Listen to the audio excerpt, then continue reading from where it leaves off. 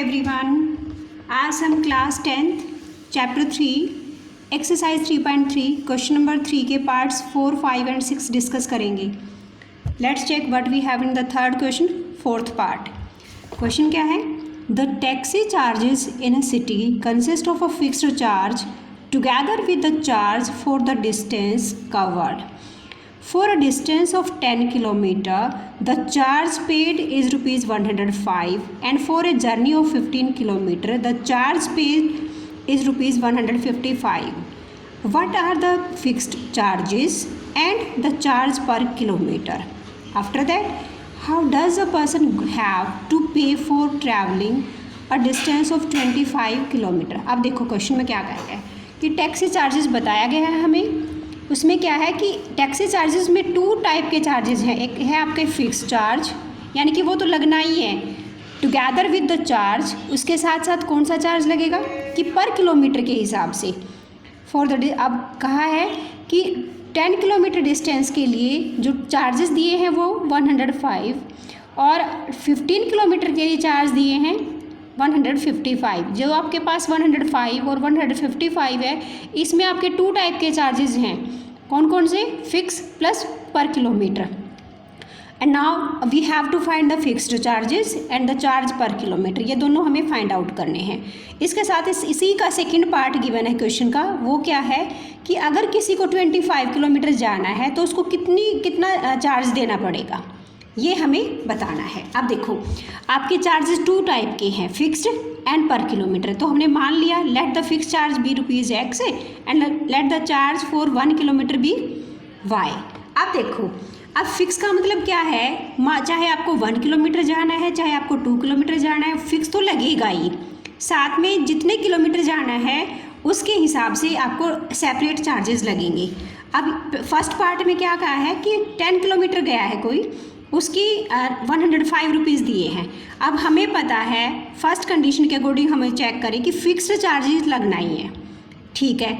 इसमें और क्या लगेगा, अगर कोई इंडिविजुअल 10 किलोमीटर गया है, ठीक है, और पर किलोमीटर हमारे पास 1 किलोमीटर के लिए है Y, तो इसका मतलब 10 किलोमीटर के लिए 10Y, यानी कि टोटल ये हमें अमाउंट देनी पड़ेगी जो कि क्वेश्चन में कितना गिवन है 105। आई होप समझ आ गया होगा। मतलब फिक्स चार्जेस लगेगा ही लगेगा। इसके साथ साथ हमें ऐड करना है कि पर किलोमीटर कितना लगेगा। हमने पर किलोमीटर किया है, लेट किया है Y, और हमें 10 किलोमीटर दे रखा है क्वेश्चन में कि कोई इंडिविजुअल 10 किलोमीटर जाता है।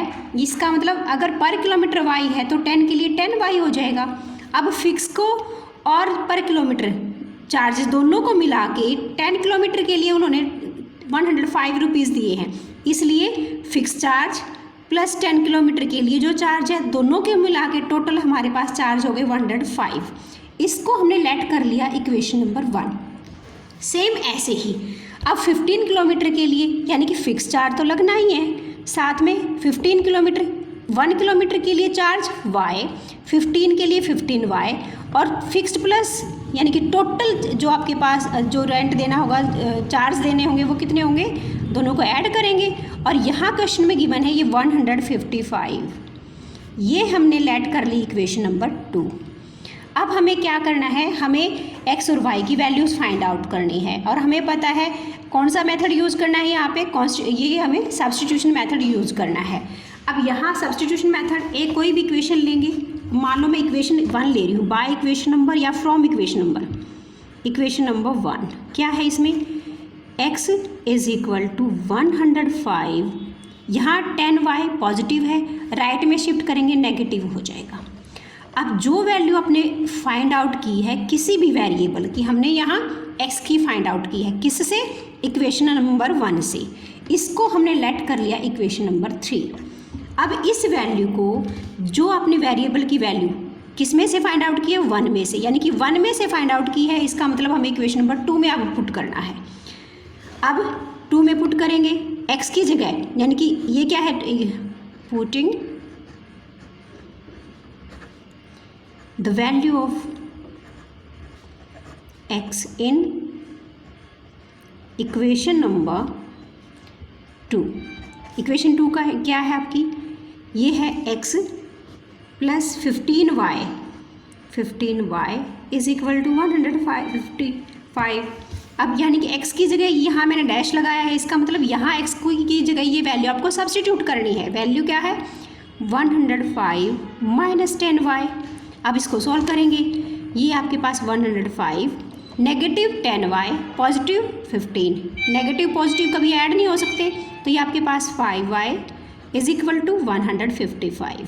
अब कॉन्स्टेंट टर्म्स को एक साइड करेंगे, 5y is equal to 155 as it is. इसको हमने राइट में शिफ्ट करना है, ये नेगेटिव हो जाएगा।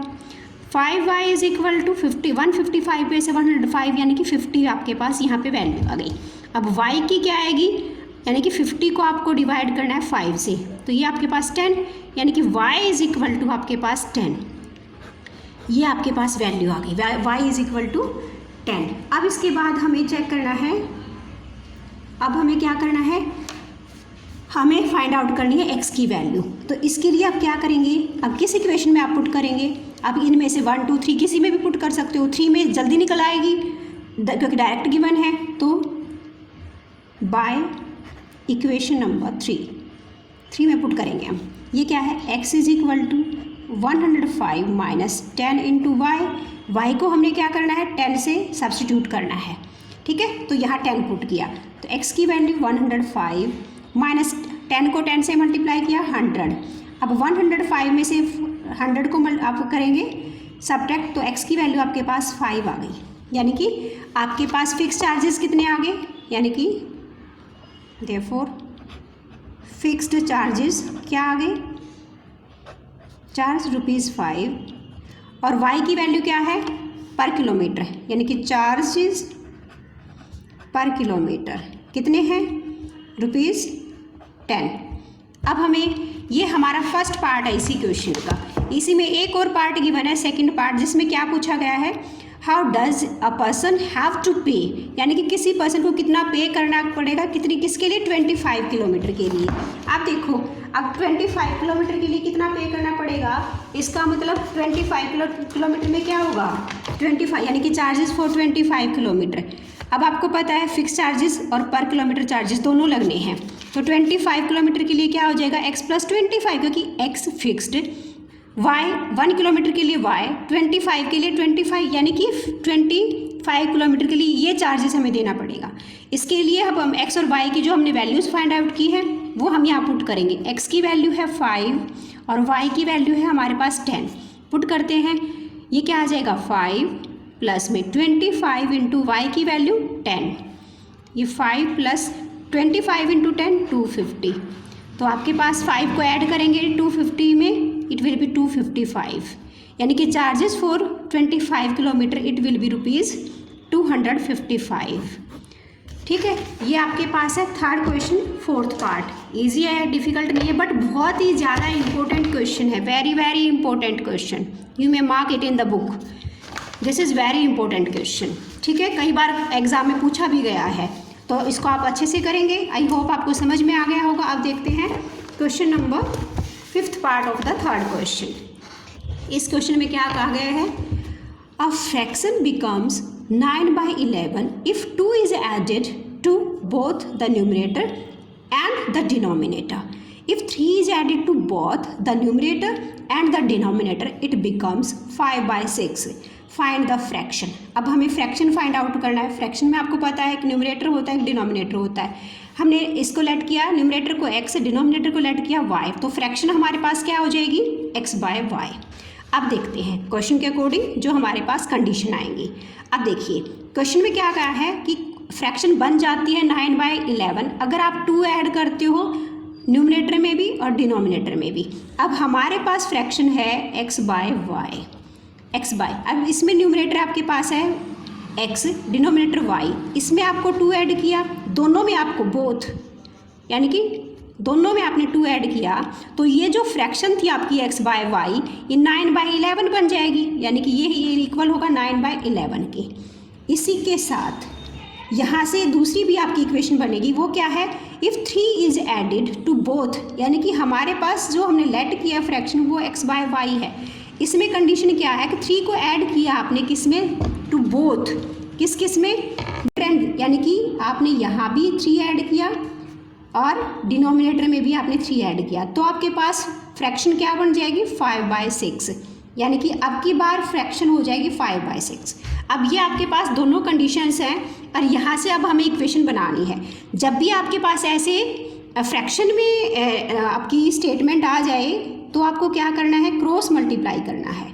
क्रॉस मल्टीप्लाई करेंगे यानी कि 11 को x+2 के साथ मल्टीप्लाई करेंगे और 9 को y+2, यहाँ पे 6 को मल्टीप्लाई करेंगे x+3 के साथ, ये 5 के साथ। अब इनको हम बस मल्टीप्लाई करके सिंपल इक्वेशन बनेंगे। 11 को x+2 यानी कि 11x plus as it is 11 into 2 22, right side में 9 इंटू वाई 9y प्लस में 9 इंटू 2 18। अब इसको इक्वेशन बना लेते हैं, ये क्या हो जाएगा 11x अब is equal to 9y plus 18 और माइनस 22। यहाँ से 11x is equal to 9y plus 18 है और माइनस 22 है, तो ये आपके पास -4 आ जाएगा, -4। तो x की वैल्यू यहाँ से क्या आ जाएगी 9y माइनस 4/11। ये हमने इक्वेशन नंबर 1 को यूज़ कर रहे हैं। अभी डायरेक्ट मैंने x की वैल्यू निकाल दी क्योंकि आपको लग रहा था अब जैसे आप पहले y को इधर लेके आएंगे उसके बाद इसको सॉल्व करेंगे, इससे बेटर है आप यहीं से वैल्यू आप फाइंड आउट कर सकते हैं। अब यहाँ हम सॉल्व करेंगे, ये आपके पास हो जाएगा 6x प्लस 6 इंटू 3, ये आपके पास हो गया 18, 5y प्लस में 5 इंटू 3 15, तो यह आ जाएगा आपके पास 6x माइनस 5y, यहाँ से 15, 18 को जब आप शिफ्ट करेंगे राइट में ये नेगेटिव हो जाएगा, यानी कि 6x minus 5y is equal to -3। ये आपने लेट कर ली इक्वेशन नंबर 2 और ये है आपके पास इक्वेशन नंबर 1। अब जो x की वैल्यू फाइंड आउट की है late it is equation number 3। ठीक है, अब देखते हैं। अब हम ये वैल्यू जो अब x की डायरेक्ट हमारे पास आ चुकी है 1 वेरिएबल में, क्योंकि सब्स्टिट्यूशन मेथड हमें यूज़ करना है, इसका मतलब ये वैल्यू इक्वेशन 1 से आई है आपके पास, क्योंकि 1 को ही डायरेक्ट हमने सॉल्व किया है। अब इस वैल्यू को आप कहाँ पुट कर सकते हो, 1 से फाइंड आउट किया है, इसका मतलब 2 में आपको पुट करनी है, यानी कि पुटिंग द वैल्यू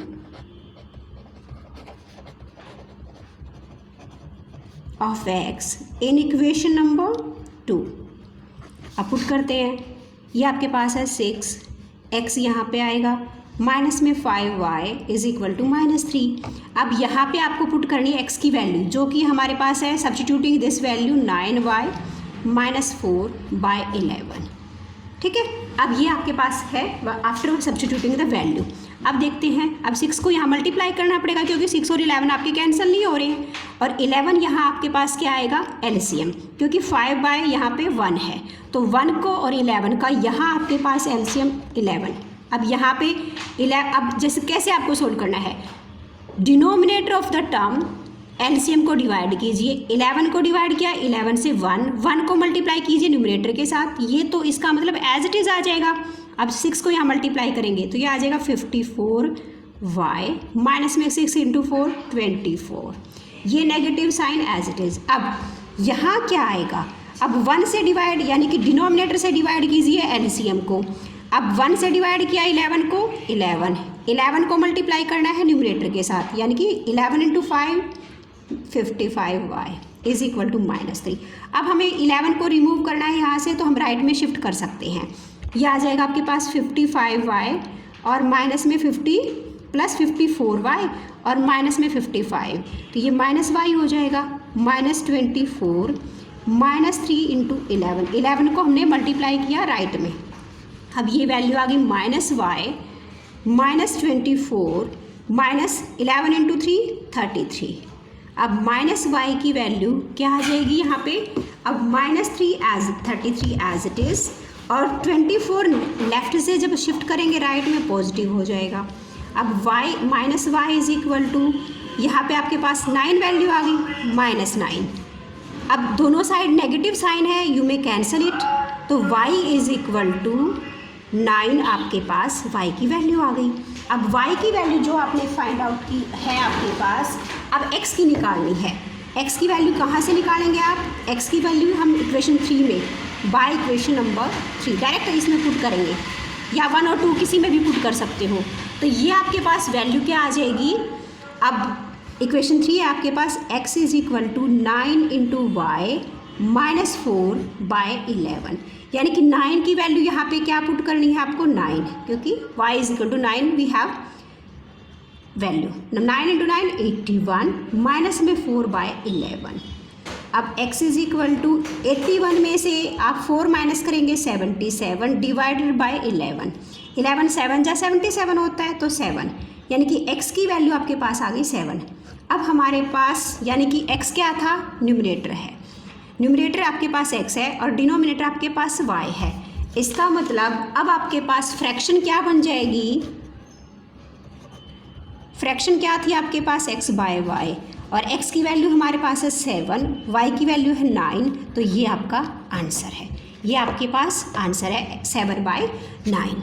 अब आई होप आपको समझ, बहुत इजी क्वेश्चन है बट इम्पोर्टेंट क्वेश्चन है ये। आपके पास थर्ड क्वेश्चन के सारे पार्ट्स बहुत ज़्यादा इंपॉर्टेंट है, स्पेशली आपके पास 4th 5th और 6th part, these are very very important parts.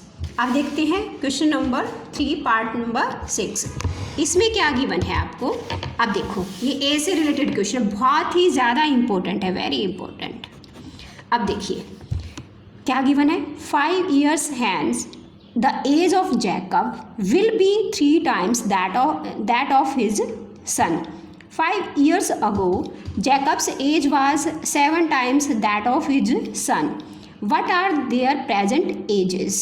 अब देखो जब भी एज से रिलेटेड क्वेश्चन हो, अगर आपको एज से रिलेटेड क्वेश्चन हो तो आपको ये बात ध्यान रखनी है कि आपको प्रेजेंट एजेस लेके चलना है। देखो क्वेश्चन में क्या गिवन है कि 5 साल पहले, हैज़ का मतलब बिफोर, सॉरी आज आने वाले हैं जो आपके पास अभी, यानी कि आज से 5 साल बाद, आफ्टर हो जाएगा ये, आफ्टर यानी कि 5 साल बाद जैकब की एज उसके बेटे की एज के 3 टाइम हो जाएगी। अब एगो का मतलब पहले होता है, यानी कि 5 साल पहले जैकब की एज उसके बेटे की एज के 7 टाइम थी, इट वाज, ठीक है। What are their present ages, आपको वैसे भी क्वेश्चन में भी गिवन है कि प्रेजेंट एजेस फाइंड आउट करना है, जो फाइंड आउट करना है उसको हमने लेट करेंगे। हमने लेट किया present age of Jacob x, his son's present age y, x और वाई हमने लेट कर लिया। अब देखो अब जो आपके पास यहाँ इक्वेशन में गिवन है स्टेटमेंट में कि 5 साल बाद या 5 साल पहले, उसको के अकॉर्डिंग आपके पास यहाँ पे इक्वेशंस क्या आएंगी, कंडीशन 5 साल आफ्टर 5 ईयर, मतलब हैंस जो आपका पास वर्ड गिवन है वो आफ्टर के लिए है। अब अगर अब मान लो आपके पास अभी 15 ईयर्स है आपकी प्रेजेंट एज, तो 5 ईयर आफ्टर क्या होगी, 15 में आप 5 ऐड करेंगे, ठीक है। तो ऐसे ही अगर यहाँ पे जैकब की एज अभी x है तो 5 साल बाद क्या होगी, x + 5 होगी। ऐसे ही जो सन की एज y है तो 5 year after it will be y + 5। Similarly 5 year ago उनकी एजेस क्या होंगी, आज अगर आपकी एज 15 है तो 5 ईयर अगो कितनी थी, आप 15 में से 5 माइनस करेंगे 10 ईयर। ऐसे ही यहाँ x - 5 एंड y - 5 उनकी एजेस हो जाएंगी। अब देखो कंडीशन का यूज़ करेंगे, यहाँ क्या है कि 5 साल बाद जैकब की एज क्या होगी, जैकब की एज है हमारे पास x + 5, ठीक है, उसके बेटे की एज के 3 टाइम, और y + 5 है उसके बेटे की एज, यानी कि अगर मैं इन दोनों को इक्वल करना चाहती हूँ तो जैकब की एज उसके बेटे की एज के 3 टाइम, तब ये इक्वल होंगी। जैकब की age 3 times of his son's age हो गई। अब यहाँ से चेक करते हैं, जैकब की एज क्या थी, 7 टाइम थी, इसका मतलब जैकब की एज 5 साल पहले है x - 5, उसके बेटे की है y - 5। 5 साल पहले कितनी थी, 7 टाइम थी, किसकी, उसकी बेटे की एज के, तो ये दोनों फिर इक्वल हो जाएंगे। अब इनको हमें सॉल्व करना है, ये x + 5, ये आप 3 से मल्टीप्लाई करेंगे, 3y + 3 × 5 15। अब x इज इक्वल टू, अब देखो यहाँ से डायरेक्ट वही बात है, यहाँ x की वैल्यू ऑलरेडी निकली हुई है तो वापस लाएंगे, फिर दोबारा से क्यों लेके जाएंगे, हम यहीं से वैल्यू निकाल लेंगे। इसी को हमने लेट कर लिया इक्वेशन नंबर 1। अब इसको जब आप 5 को शिफ्ट करेंगे किस में, राइट साइड में, तो ये हो जाएगा 3y + 15 - 5, x is equal to 3y 15 - 5 10 हो जाएगा। ये हमारे पास x की वैल्यू जो 1 वेरिएबल की वैल्यू है, इसको हमने इक्वेशन नंबर 3 लेट करेंगे, क्यों, यहाँ से आपके पास इक्वेशन 2 आएगी, x माइनस 5 7y, 7 इंटू 5 35। अब x माइनस 7y माइनस 35, इस 5 को शिफ्ट करेंगे किस में, राइट में, ये पॉजिटिव हो जाएगा। तो x minus 7y is equal to minus 30। Let it is equation number 2। ये आपके पास इक्वेशन नंबर 2। अब जो आपने इक्वेशन 1 को सॉल्व करके वैल्यू फाइंड आउट की है x की, किससे फाइंड आउट की है, 1 से, पुट करेंगे 2 में। इसका मतलब putting the value of x in equation number 2। 2 क्या है, x माइनस में 7y is equal to minus 30। X को किससे रिप्लेस करना है, 3y प्लस 10 से, पुट कर दीजिए वैल्यू। अब ये क्या आ जाएगा, सॉल्व करेंगे। 3y भी positive, 3y positive, 7y negative, negative positive कभी भी एक साथ ऐड नहीं हो सकते। इसका मतलब ये आ जाएगा minus 4y plus 10 is equal to minus 30। Minus 4y, 10 को शिफ्ट करेंगे राइट में, नेगेटिव हो जाएगा, माइनस 4y माइनस 40। तो y की वैल्यू, नेगेटिव से नेगेटिव कैंसिल हो जाएगा, y 40/4, 4 यहाँ मल्टीप्लाई में, यहाँ डिवाइड करेगा तो 10, यानी कि y की वैल्यू हमारे पास है अभी 10। अब हमें क्या करना है, x की वैल्यू फाइंड आउट करनी है। अब x की वैल्यू के लिए क्या करेंगे, जो 3 इक्वेशन है डायरेक्ट पुट कर सकते हो, या 1 2 में भी पुट कर सकते हो। हम इक्वेशन 3 में पुट करेंगे बाय इक्वेशन नंबर 3। क्या है ये, x is equal to 3 into y plus में 10। y की वैल्यू क्या है, 10, यानी कि यहाँ हमें रिप्लेस करना है 10 को। तो यह 3 इंटू 10 30, 30 प्लस 10, तो x इक्वल टू 40। अब हमारे पास x क्या लेट किया था हमने, जैकब्स प्रेजेंट एज। तो इसका मतलब आपके पास क्वेश्चन में क्या आ जाएगा, the present age, therefore the present